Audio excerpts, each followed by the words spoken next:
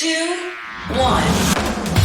7 things you probably didn't know you need to know. I'm Jamie East, and this is the Smart 7. Good morning, everybody. It's Friday the 22nd of October and it's International Stuttering Awareness Day. And a big happy birthday to Christopher Lloyd, Saffron Burrows, Shaggy and Jeff Goldblum.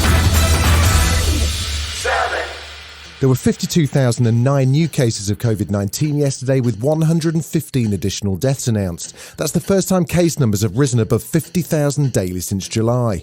Professor Danny Altman, who's an immunologist at Imperial College London, says the UK is falling behind other European countries as cases surge. I feel very worried. We normally don't tolerate avoidable deaths that would be easily avoidable with quite simple mitigations. I think we've done less well than some other countries in terms of getting boosters into people. Boris, however, says the plan is still to stick with the plan and that the best thing people can do is to get themselves the booster jab. We're continuing with the plan that we set out in July. The numbers of infections are high, but we're within the parameters of what the predictions were, given the steps that we've taken. So we're sticking with our plan. I think the most important thing people can do now is just get that booster jab. Keir Starmer says the booster programme's moving too slowly and the protective wall the vaccine was supposed to provide is at risk of crumbling. The booster programme has slowed down so much that at this rate we're not going to complete it until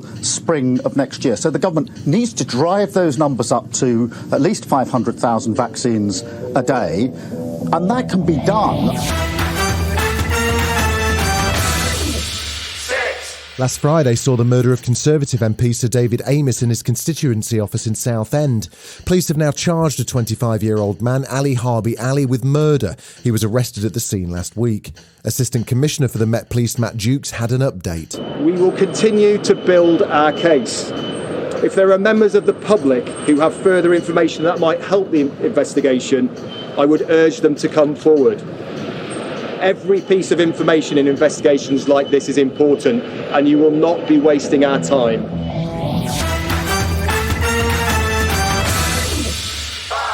The committee to investigate the events of January the 6th, when Trump supporters rioted and stormed the Capitol building, have been busy issuing subpoenas and requesting information and communication records from key allies of Donald Trump. One such ally, Steve Bannon, who cheerfully predicted and possibly organised the events of January the 6th, has now refused to respond to a summons to testify before the committee. Congress voted on Thursday evening to hold him in contempt of Congress, which could result in a criminal trial.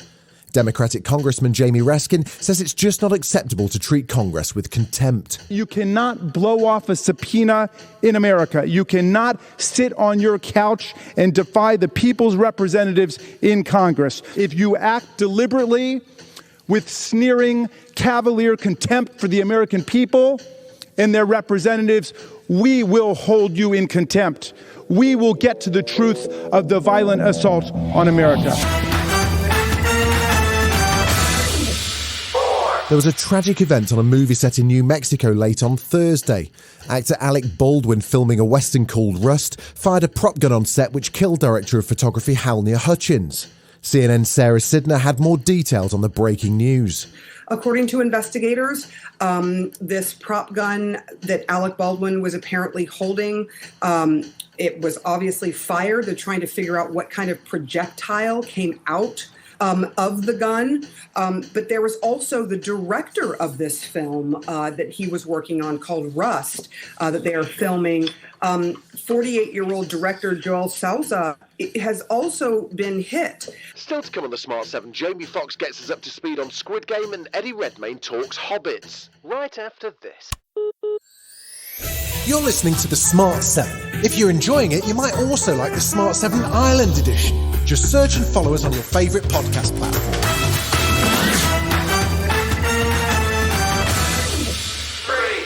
There was Europa League and Europa Conference League games on last night. West Ham comfortably beat Belgian side Genk 3-0 to maintain their unbeaten record in Europe, while Rangers beat Brøndby 2-0. In the less glamorous Europa Conference League, Spurs slipped up away to Vitesse Arnhem and lost 1-0, but with Harry Kane, Song Hyun-min and more all staying in London. It can't have been too much of a surprise to Nuno Espirito's Santo. It was a tough game. Against a good team. I think we compete well. Lack of focus in some moments, especially in attack. I think we could do more the way we go out to finish the actions. Graham Norton's back on Friday night with a cracking lineup including Elton John, Stephen Merchant and Eddie Redmayne. Hopefully he's got some stories as good as the time he tried and failed to audition for the part of Bilbo Baggins in Lord of the Rings. I arrived there and the casting director put on the camcorder and I started reading the scene. My name is Bilbo Baggins. I thought it was being brave, being bold. And before the word Baggins would come out of my mouth, she said, no, own voice. Own voice. I never got a call back.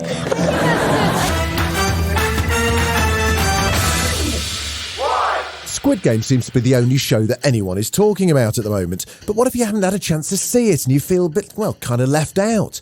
Well, James Corden was in the same boat until Jamie Foxx appeared with a simple Squid Game catch-up song. It's like a musical version of our Previously On podcast. By the way, if you need to catch up on Succession before episode 2, just search Previously On Succession for spoiler-free catch-ups. Anyway, back to Jamie Foxx and everything you need to know about Squid Game. Squid Game is a Netflix show that's hot. Like if Hunger Games had a giant murder robot. Red light, green light, you lose, you die. Hundreds of players and one old guy. Shoes so white, tracksuit so green. Just tell them that's what you're wearing for Halloween. This has been The Smart 7. Wherever you're listening, do us a favour and hit the follow button. We'll be back tomorrow at 7 a.m. Have a great day. Written, produced and published by Daft Doris.